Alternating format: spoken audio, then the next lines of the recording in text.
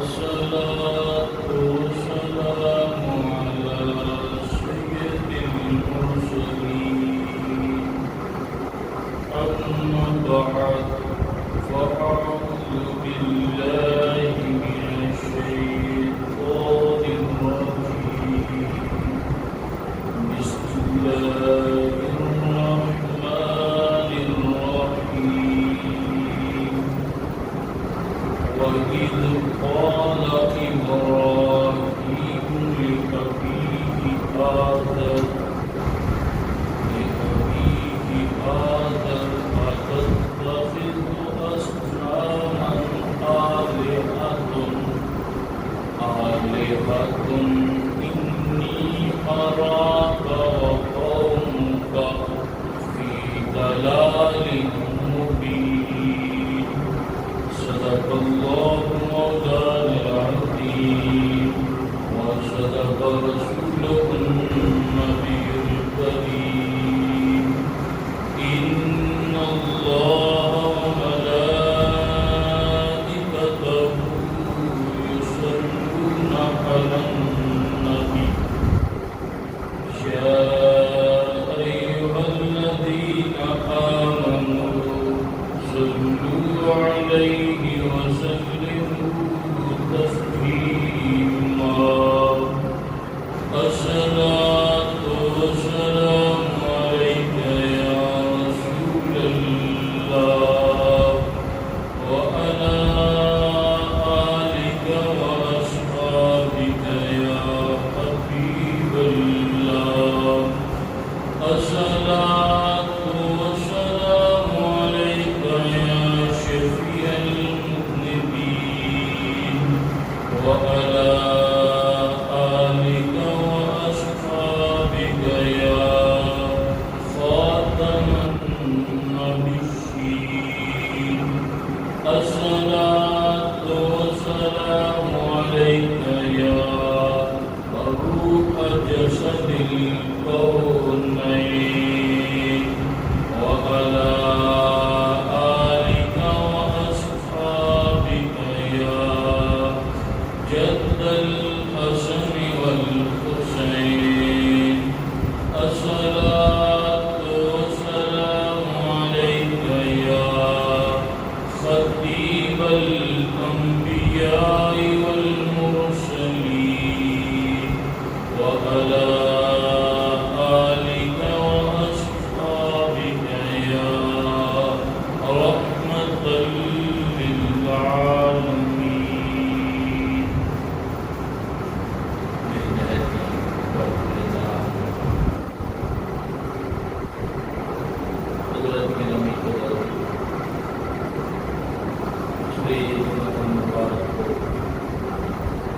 قربانی کے فضائل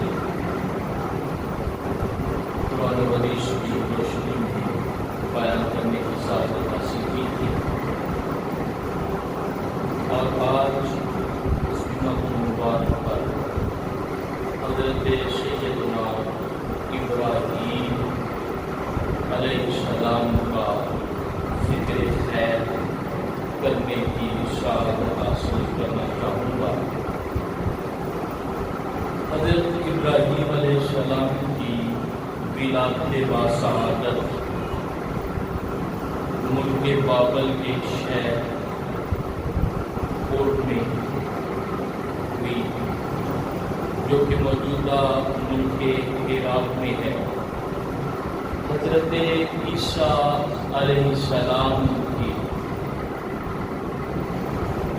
پیدائش سے 2000 سال قبل حضرت ابراہیم علیہ السلام کی ولادت باسعادت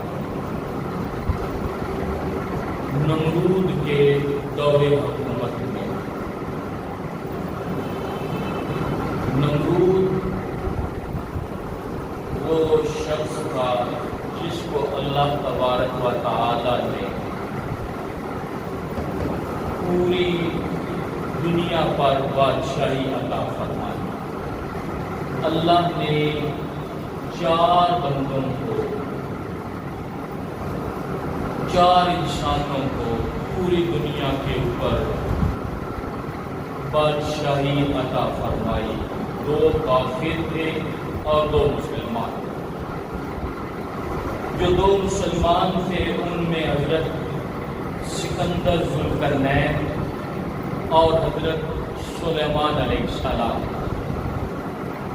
اور جو 2 کافر تھے جن کو اللہ نے پوری دنیا کے اوپر حکومت عطا فرمائی، وہ بخت نصر اور دوسرا نمرود تھا، جس کے دور حکومت میں حضرت ابراہیم علیہ السلام آپ کی ولادت باسعادت ہوئی. یہ دور اس طرح کا تھا کہ نمرود کو اللہ نے بادشاہی کی دنیا میں طاقت دی. چاہیے تو یہ تھا کہ وہ اپنے رب کی فرما برداری کرتا، وہ اللہ کا شریک بن بیٹھا. اس نے اپنی رعایا کو کہا کہ میں تمہارا معبود ہوں، میری عبادت کرو، پرستش کرو اور مجھے سجدہ کرو. جو لوگ اس کے دربار تک پہنچ سکتے وہ ادھر اسے جا کر سجدے کرتے، اور جو دور دراز کے علاقوں میں تھے ان کے لیے اس کی طرف سے یہ حکم تھا کہ اس کی شکل کے بت مجسمے بنا کر ان کو وہاں پر سجدے کرو. اور یہ وہ دور تھا جب سورج، چاند، ستاروں، ہر شے کی پرستش ہوتی اور آپ ہوتی. اللہ تبارک و تعالیٰ کو انسانیت پر رحم آیا. حضرت عیسیٰ علیہ السلام کی ولادت کے 2000 سال قبل کی یہ بات. اللہ کو پھر رحم آیا تو اللہ نے حضرت ابراہیم علیہ السلام کو مبعوث فرمایا. اب حضرت ابراہیم علیہ السلام آپ کی ولادت کے باسعادت جن کٹھن حالات میں ہوئی وہ بھی عرض کرنا چاہتا ہوں. نمرود کو ایک رات خواب آیا. اس نے کیا دیکھا کہ آسمان کے اوپر ایک ستارہ ہے اور اس ستارے کی اتنی روشنی ہے، اتنی چمک ہے، اتنا نور ہے کہ اس کی روشنی کے سامنے سورج کی روشنی مات پڑ گئی. آفتاب و ماہتاب کی روشنی اس ستارے کی روشنی کا مقابلہ نہیں کر رہی. حضرت گرامی قدر یہ خواب دیکھا، پریشان ہوا. صبح اپنے دربار میں قائلوں کو، نجومیوں کو بلوایا. کہا کہ میں نے آج خواب کے اندر یہ کچھ دیکھا ہے، اس کی تعبیر بتاؤ کیا ہے. بتایا کہ آپ کی سلطنت میں، بادشاہی میں ایک ایسا بچہ پیدا ہوگا کہ جس بچے کی وجہ سے آپ کی یہ بادشاہیت یہ زوال پذیر ہو جائے، جو آپ کو شکست دے دے گا. اب نمرود پریشان ہوا کہ میری یہ شہنشاہیت، یہ بادشاہیت یہ تو سدا رہنی چاہیے، یہ تو نہیں جانی چاہیے. اس نے پھر اس پر ایک محکمہ بنایا. جیسے آج ہمارے ہاں حکومت کو کوئی پریشانی بنے تو وہ ایک کمیشن بنا دیتی ہیں، ایک کمیٹی بنا دیتی ہیں. اس طرح اس نے بھی ایک پورا ایک محکمہ بنا دیا. ڈیوٹی کیا تھی کہ جو بھی چھوٹے بچے ہیں ان کو قتل کر دیا. اور آگے حکم یہ تھا کہ مرد عورتوں سے جدا رہے اور جو بھی بچہ پیدا ہو اسے قتل کر دیا جائے. 1 سال میں انہوں نے 1 لاکھ بے گناہ معصوم بچوں کا قتل کیا. اور یہ سلسلہ چل رہا تھا ان کا. ادھر مالک کو جو منظور ہو اسے تو کوئی روک نہیں سکتا. فانوس بن کے جس کی حفاظت ہوا کرے وہ شمع کیا بجھے جسے روشن خدا کرے. ادھر حضرت ابراہیم علیہ السلام اپنے والد گرامی کی پیشانی سے شکم مادر میں منتقل ہوئے۔ حضرت گرامی قدر آپ کے وہ ایام شکم مادر کے گزرتے رہے۔ آپ کی والدہ محترمہ کی عمر کم تھی، جس وجہ سے وہ حاملہ نظر نہیں آتا۔ یہ بھی ایک اللہ کا خاص کرم تھا۔ اور آپ کے والد نے شہر سے دور ایک غار نما تہخانہ سا بنا دیا، جس تہخانے کے اندر جب وہ خاص وقت آیا تو حضرت ابراہیم علیہ السلام کی والدہ وہاں پر تشریف لے گئے، تو حضرت ابراہیم علیہ السلام کی وہاں پر ولادت ہوئی۔ اب اسی تہخانے میں حضرت ابراہیم علیہ السلام کو چھوڑ کر آگے بڑے پتھروں سے اس کے منہ کو بند کر کے آپ کی والدہ آ جاتی، اور جب جاتی تو کیا دیکھتی کہ وہ تہخانہ جو زمین کے اندر ہے، ظاہراً روشنی کا کوئی اس طرح کا انتظام نظر نہیں آ رہا، لیکن وہ منور اور روشن ہوتا۔ حضرت ابراہیم علیہ السلام کے چہرہ مبارک سے اتنا نور نکل رہا تھا کہ وہ روشن اور منور نظر آ رہا۔ حضرت گرامی قدر جیسے وہ تہخانہ ابراہیم علیہ السلام کے نور سے روشن نظر آتا، اسی طرح انشاءاللہ العزیز حضور کے امتیوں کی قبریں حضور کے چہرہ انور سے روشن نظر آئیں، اور ایسی روشن ہو جائیں گی جب حضور اس کے تشریف فرما ہو۔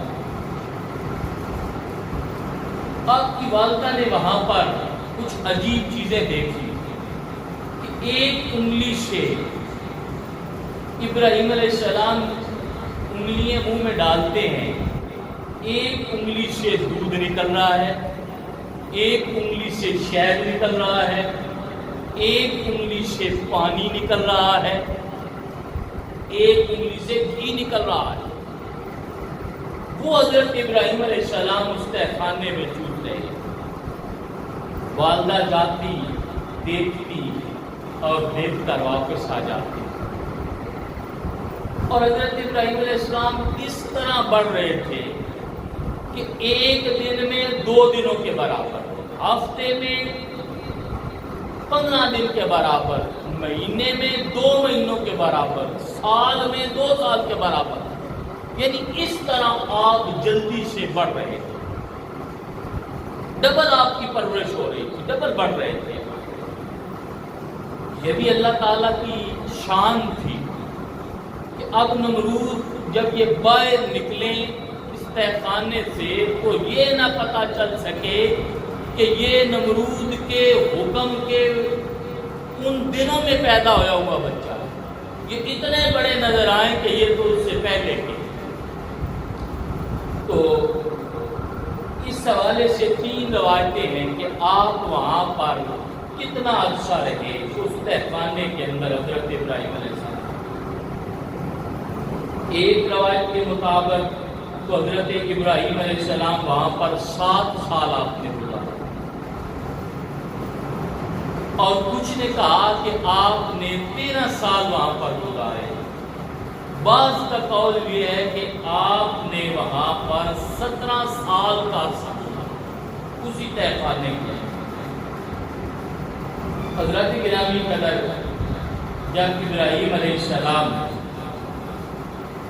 وہاں سے باہر نکلے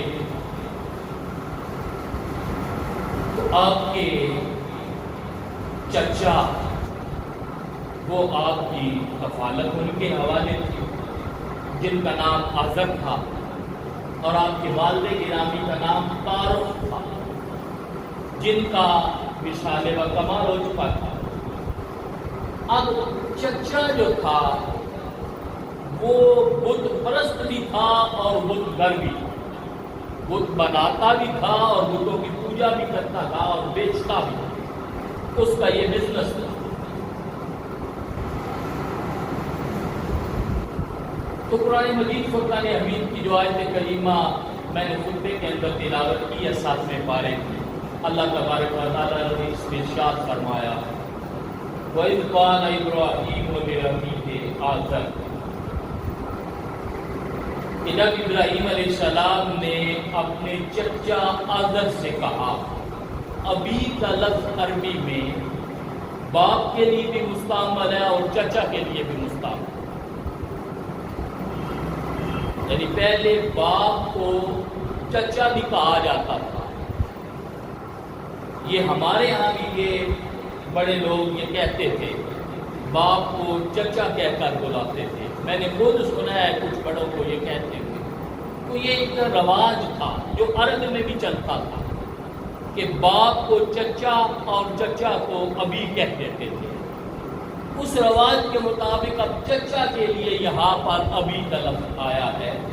یہ آزر باپ نہیں ہے، کیوں کہ حضور نبی رحمت صلی اللہ علیہ وسلم کا سلسلہ حضرت آدم علیہ السلام تک پاک رہے، اس لیے کوئی بھی اس طرح کا بت پرست حضور کے سلسلہ میں شامل نہیں ہے، ناپاک حضور کے سلسلہ میں شامل ہے نہیں۔ اور حضرت ابراہیم علیہ السلام نے پھر دعا بھی فرمائی، تو کافر کے لیے تو مومن دعا نہیں کر سکتا۔ ربنا اغفر لی ولوالدی، یہ دعا حضرت ابراہیم علیہ السلام نے فرمائی۔ اب کافر کے لیے مومن دعا بخشش کی نہیں کرتا، مومن ایمان والے کے لیے دعا کرتا۔ تو آپ نے اپنے چچا سے کہا آتتخذ اصناما آلہۃ انی اراک وقومک فی ضلال مبین، آپ یہ جو بتوں کو اپنا معبود بنائے بیٹھے ہو، میں تو بے شک آپ کو بھی اور آپ کی قوم کو بھی کھلی گمراہی کے اندر دیکھتا ہوں۔ آپ بھی گمراہی میں ہیں اور ساری قوم بھی گمراہی کے اندر ہے۔ حضرت ابراہیم علیہ السلام بچپنے سے ہی توحید کی تبلیغ کا سلسلہ شروع کیا۔ رات ہوئی، چاند کو دیکھا، کہا کیا اسے میرا معبود کر مانتے ہو؟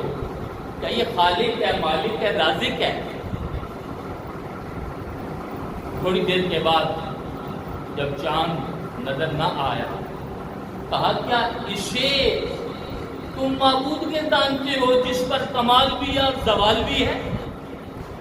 میرا خالق مالک رازق ایسا نہیں ہو سکتا کہ جس پر زوال بھی آ جائے۔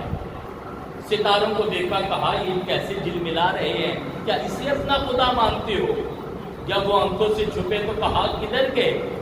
اب ان پہ زوال آ گیا، کہا میں ایسے خدا کو نہیں مانتا جس پہ کمال بھی آئے اور زوال بھی آئے۔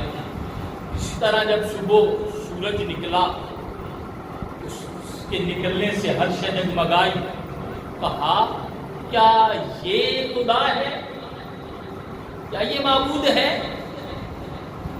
اور جب وہ غروب ہوا تو کہا ایسا خدا نہیں ہو سکتا کہ جو طلوع بھی ہو اور غروب بھی ہو، جس پر کمال بھی آئے اور زوال بھی آئے، جس پر عروج بھی آئے اور وہ تنزلی کا بھی شکار ہو، ایسا خالق مالک نہیں ہو سکتا۔ جب آپ نے یہ مکالمہ کیا تو چچا نے آپ کو نمرود کے پاس لے گیا۔ نمرود کی کیا پوزیشن ہے، تخت لگا ہوا ہے، اس کے اوپر نمرود بیٹھا ہے اور بدصورت سا، اور جو اس کے آگے کچھ لوگ سجدہ ریز ہیں، کچھ اسے پنکھے کی ہوا دے رہے ہیں، خادم ہے، نوکری چاکری اس کی کر رہے ہیں۔ اور آپ نے جا کر کہا، جب گئے اپنے چچا سے کہہ فرماتے ہیں کہ کیا اسے خدا مانتے ہو، یہ کون ہے بیٹھا ہوا؟ کہا یہ نمرود ہے۔ بادشاہ ہے، معبود ہے۔ کہا یہ جو اس کے آگے پڑے ہوئے ہیں یہ کون ہے؟ کہا یہ اس کے غلام ہیں، اس کی رعایا ہے، اسے سجدہ کر رہی ہے۔ کہا یہ جو پنکھے سے ہوا دے رہے ہیں یہ کون ہے؟ کہا اس کے خادم ہیں۔ کہا دیکھو جو معبود بن کے بیٹھا ہوا ہے وہ ہے کتنا بدصورت ہے، اور جو اسے ہوا دینے کے لیے وہ کتنے خوبصورت شکل والے نظر آ رہے ہیں۔ تو معبود بری صورت والا اور جو اس کے غلام بنے ہوئے ہیں وہ خوبصورت شکل والے، کیا ایسے ہو سکتا ہے؟ اس طرح کا کلام حضرت ابراہیم علیہ السلام نے نمرود کے خلاف شروع کیا۔ چچا پریشان ہوا، کہا خاموش ہو جاؤ سن لے گا۔ کہا کیا خاموش ہو جاؤ سن لے گا؟ یعنی آہستہ بولوں تو نہیں سن سکتا؟ میں ایسے خدا کو نہیں مانتا جو آہستہ بولے تو نہ سنے۔ میرا خدا تو وہ ہے جو علیم بذات الصدور ہے، جو سینوں کے اندر چھپے ہوئے رازوں کو بھی جاننے والا ہے۔ میں ایسے خدا کو ماننے والا نہیں۔ چچا نے فوراً پکڑا، وہاں سے لے کر نکلا کہ یہ تو اگر نمرود کو پتہ چل جائے کہ یہ اس طرح ہے تو یہ تو مسئلہ کھڑا ہو جائے گا۔ چچا نے حضرت ابراہیم علیہ السلام سے کہا کہ ابراہیم میں بوڑھا ہو رہا ہوں، آپ میری مدد کرو، یہ بت لے جاؤ اور انہیں جا کر فروخت کرو۔ حضرت ابراہیم علیہ السلام نے بت لے لیے، لے کر رسی ڈالی گلے میں، گھسیٹتے ہوئے لے جا رہے ہیں، اور ساتھ ساتھ آواز کیا دے رہے ہیں؟ میں یشتری ما لا یضر لا ینفع۔ اعلان کرتے جا رہے ہیں کہ مجھ سے یہ خرید لو، لا یضر یہ نفع نہیں دے سکتے، یہ نقصان نہیں کر سکتے، کوئی نقصان کسی کا نہیں کر سکتے، ولا ینفع اور نہ ہی یہ کسی کو نفع دے سکتے۔ یہ مجھ سے بت خرید نقصان دے سکتے ہیں۔ یوں آوازیں لگا رہے ہیں، جہاں پانی دیکھتے ہیں ان کا منہ پانی میں ڈبو دیتے ہیں، کہتے ہیں لو پیو پانی۔ یعنی بتوں کی تذلیل عوام الناس کے سامنے کر رہے ہیں اور ایک شعور اجاگر کر رہے ہیں کہ یہ بت نہ تمہیں کچھ دے سکتے ہیں اور نہ ہی تمہارے کوئی تکلیف پہنچا سکتے ہیں۔ تم لوگوں نے جو یہ باطل عقیدے بنائے ہوئے ہیں کہ یہ تمہارے معبود ہیں، یہ پالنہار ہیں، ان سے تمہاری مرادیں پوری ہوتی ہیں، یہ ساری بات غلط ہے۔ لوگوں کو یہ دکھلا رہے تھے حضرت ابراہیم علیہ السلام۔ حضرت گرامی قدر جب حضرت ابراہیم علیہ السلام شام کو انہیں ذلیل کرتے ہوئے بتوں کو لے کر گھر پہنچے، کبھی گندگی کے اوپر رگڑی رہے ہیں، کبھی کیا ہو رہا ہے، اسی طرح لے کر جب گھر پہنچے تو کہا چچا جی آپ کے بت سیل نہیں ہوا، ایک بھی نہیں بکا۔ کہا کیوں نہیں بکا؟ کہا آپ کے بتوں کا بازار مندہ ہو گیا ہے۔ کہا بازار کیسے مندہ ہو گیا ہے؟ بازار کا یہ روٹین ہے، یہ طریقہ کار ہے، جو بھی چیز سیل کرنی ہو، بیچنی ہو، بیچنے والا اس کی تعریفیں کرتا ہے، جو ہی تعریفیں کرتا ہے تو لوگ اس کو خریدتے ہیں۔ کیا تم نے ان کی تعریفیں کی ہیں؟ آپ نے ارشاد فرمایا میں کیسے تعریفیں کر سکتا تھا جو نہ سن سکتا ہے، نہ دیکھ سکتا ہے، نہ بول سکتا ہے، نہ کھا سکتا ہے، نہ پی سکتا ہے، نہ اپنے آپ کو کسی سے بچا سکتا ہے۔ میں ایسے بت کی کیا تعریف کرتا؟ اب کہا اے ابراہیم علیہ السلام تم ان بتوں کے بارے میں ایسا نہ کہا کرو، معبود ہے ہمارے، وہ اپنی گفتگو کرتے رہے، سمجھاتے رہے۔ ایک بار چچا کہتا ہے اے ابراہیم، معرج النبوت میں ہے کہ اے ابراہیم اگر یہ بت گواہی دے دے تیرے نبی ہونے کا تو ہم تجھے مان لیتے۔ اب جو بت تھا اس نے آواز آئی بت میں سے، لا الہ الا اللہ ابراہیم خلیل اللہ، اللہ کے سوا کوئی معبود نہیں ہے اور ابراہیم اللہ کے خلیل ہیں۔ اب اس نے کہا چچا کو چاہیے تھا ایمان لاتا، اس نے کہا نہیں، ابراہیم تو بہت بڑا جادوگر بن گیا ہے، اتنا بڑا جادوگر ہو گیا ہے کہ تو نے اس سے یہ الفاظ نکلوا دیے ہیں، اور یہ کہہ کر وہ ایمان نہ لایا۔ حضرت گرامی قدر حضرت ابراہیم علیہ السلام دائیں بائیں آگے پیچھے اٹھتے بیٹھتے لوگوں سے بتوں کے بارے میں بتاتے کہ یہ تمہارے معبود نہیں ہو سکتے، یہ خدا نہیں ہو سکتے، یہ سلسلہ چلتا رہا۔ اب قوم کا ایک خاص تہوار، خاص دن جس کو قوم میلہ مناتی ہے، اس میں کیا کرتے، انواع و اقسام کے کھانے پکاتے، وہ بت کھانے میں لے جاتے، بتوں کے آگے چن دیتے، بتوں کو سجا کر ان کے آگے کھانے سجا کر اور سونے زیورات اور ہر چیزیں ان کے سامنے لگا کے جیسے جیسے منتیں ہوتی وہ لگاتے، اور وہاں سے اکٹھی قوم ساری ایک میدان میں نکل جاتی، وہاں پر ہلا گلا اور ناچ گانا اور میلہ سب اکٹھے ہوتے۔ اب لوگ چند لوگ حضرت ابراہیم علیہ السلام کے پاس بھی آئے اور آ کر کہا کہ اے ابراہیم ہمارا میلہ ہے تو بھی چل۔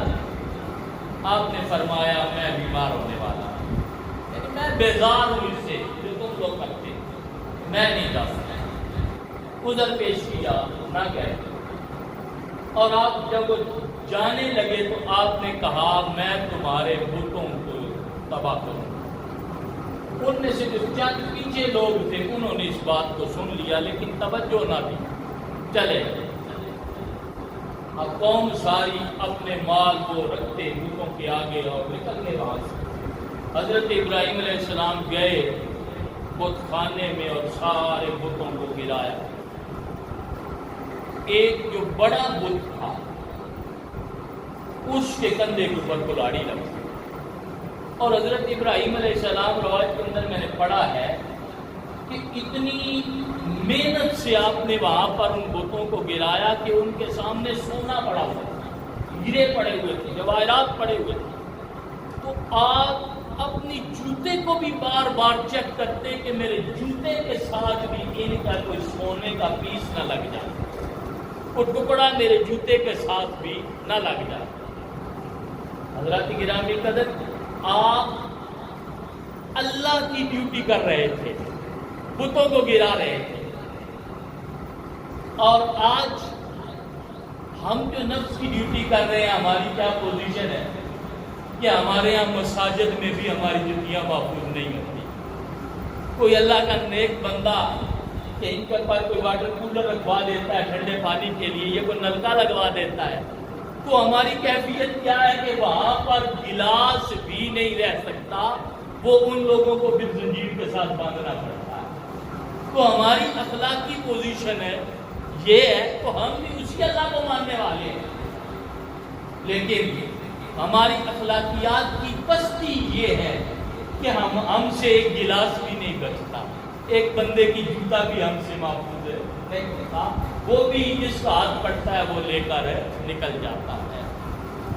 تو حضرت گرامی قدر اللہ تعالیٰ ہمارے اوپر رحم فرمائے۔ تو حضرت ابراہیم علیہ السلام اتنی احتیاط سے کہ کہیں کچھ سونے کا ان کا پیس میری جوتی کے ساتھ لگ کر میرے ساتھ نہ چلا جائے، اتنی احتیاط سے دیکھ دیکھ کر آپ نے بتوں کو گرایا، سب کو چھوٹے بتوں کو گرا دیا، اور ایک بڑے بت کے کندھے کے اوپر کلاڑی رکھ دی۔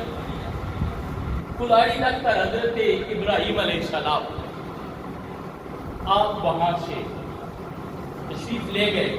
قوم جب واپس آئی اپنے بت خانے میں، تو یہاں پر ٹھہر کر ایک یہ بھی میں بات عرض کرتا چلا جاؤں گا کہ اللہ مسلمانوں کو یہ نہیں کہتا کہ مندر بناؤ اور بت خانے بناؤ، ایمان والوں کی یہ ڈیوٹی نہیں ہے، اور ایمان والوں کے ٹیکسز کے پیسے سے بھی یہ کسی کو اختیار نہیں ہے کہ مسلمانوں کے ٹیکس کے پیسے سے وہ کوئی مندر بنائے اور اس طرح بت پرستی کے اڈے بنائے۔ کیوں؟ ہاں کسی کا اگر ہے تو وہ مسلمان توڑتے بھی نہیں ہیں. کسی کے مذہبی لوگوں کو حلقے جنگ میں بھی اسلام کا یہ رول ہے کہ جس جگہ پہ جنگ ہو رہی ہے وہاں پر بھی ان کے جو مذہبی لوگ ہیں انہیں کچھ نہ کہو، ان کی عورتوں کو کچھ نہ کہو، ان کے بچوں کو کچھ نہ کہو، یہاں تک کہ مویشیوں کے لیے جو سبزہ لگا ہوا ہے اسے بھی نہ اجاڑو. جنگ کے بعد جب مویشی کیا کھائیں گے؟ اسلام نے تو یہاں تک خیال رکھا ہے. لیکن یہ نہیں ہے کہ مسلمان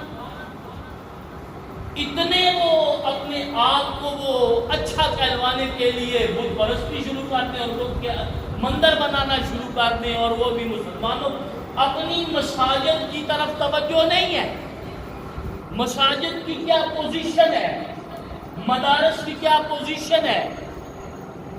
کوئی حکومتی سرپرستی مساجد اور مدارس کو نہیں. اوقاف بھی ایک نام ہے، حقائق یہ ہے. اس مسجد یا اس دربار کو لیا جاتا ہے جس کی آمدن بہت زیادہ ہے، تو جس کی آمدن کم ہے ان کے قریب بالکل نہیں جاتا یہ ادارہ.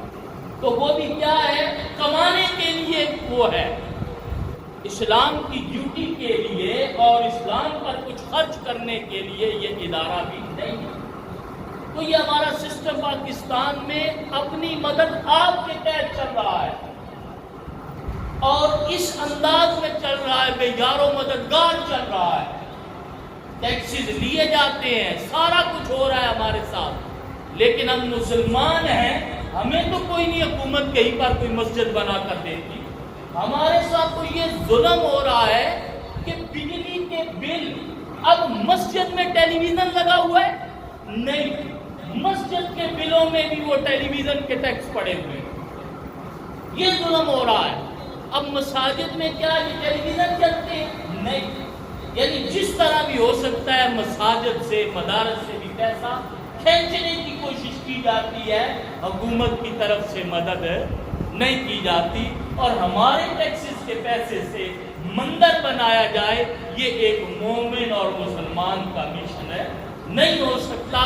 ہم لوگ اس کی مذمت کرتے ہیں اس عمل کی. اور جو یہ بکواس کرے کہ سارے مذہب ایک جیسے ہیں، اس سے بڑا بھی کوئی بدبخت دنیا میں نہیں ہو سکتا جو مسلمان کہلوائے اور یہ کہے. قرآن میں تو اللہ نے کہا ان الدین عند اللہ الاسلام، کہ بے شک اللہ کے نزدیک تو اسلام ہی ہے. جب یہ ہو اور وہ بدبخت یہ بول کر کہے، اس کی زبان سے یہ نکلے کہ سارے جو مذہب ہے وہ ایک جیسے ہیں، جا بدبخت تیرے مسلمان ہونے پہ بھی لعنت ہے. تو ایسا مسلمان ہے کہ جسے یہ شعور نہیں ہے کہ اسلام جو ہے وہ سارے ادیان سے غالب ہے، افضل ہے، اعلیٰ ہے، جس کو اللہ نے انسانیت کی ہدایت کے لیے ایسا مذہب دیا ہے جس کے اندر کوئی کمی کچی نہیں ہے. حضرت گرامی قدر، اللہ تعالیٰ ہمارے اوپر بھی رحم فرمائے اور ہمارے اس ملک پاکستان کے اوپر بھی. تو حضرت ابراہیم علیہ السلام، اب آپ کو قوم جب واپس آئی تو لوگوں نے کہا کہ ابراہیم کے علاوہ اور کوئی نہیں ہے، جو ہمارے بتوں کو برا بھلا کہتا ہے یہ اسی کا عمل ہے. اب حضرت ابراہیم علیہ السلام سے پوچھا گیا، بلایا گیا، آپ نے ارشاد فرمایا دیکھو مجھ سے کیا پوچھتے ہو، یہ جو تمہارا بڑا خدا ہے اسے چھوٹے خداؤں پہ غصہ آ گیا ہوگا، اس نے ان کو اڑا دیا ہوگا. دیکھو نا کلاڑی بھی اس کے کندھے پہ پڑی ہے، تو اس سے پوچھ لو. اب وہ پریشان، کیسے کہیں کہ یہ نہ بتا سکتا ہے، نہ یہ مار سکتا ہے، نہ یہ بول سکتا ہے، اور نہ ہی ہماری بات یہ سن سکتا ہے. یعنی آپ ان کے ذہنوں میں یہ بات بٹھانا چاہتے تھے کہ نہ اس میں طاقت ہے مارنے کی، نہ یہ بول سکتا ہے، اور نہ ہی یہ سن سکتا ہے. حضرت گرامی قدر، حضرت ابراہیم علیہ السلام کو پھر نمرود کے دربار میں پیش کیا گیا، جو وہاں پر مکالمہ ہوا اور اس کے بعد جو حضرت ابراہیم علیہ السلام کو جو سزا دی گئی، اور وہ ساری بات انشاءاللہ العزیز اگلے جمعہ المبارک پر آپ کی خدمت میں پیش کروں گا۔ وقت ہو چکا ہے، وما علینا الا البلاغ۔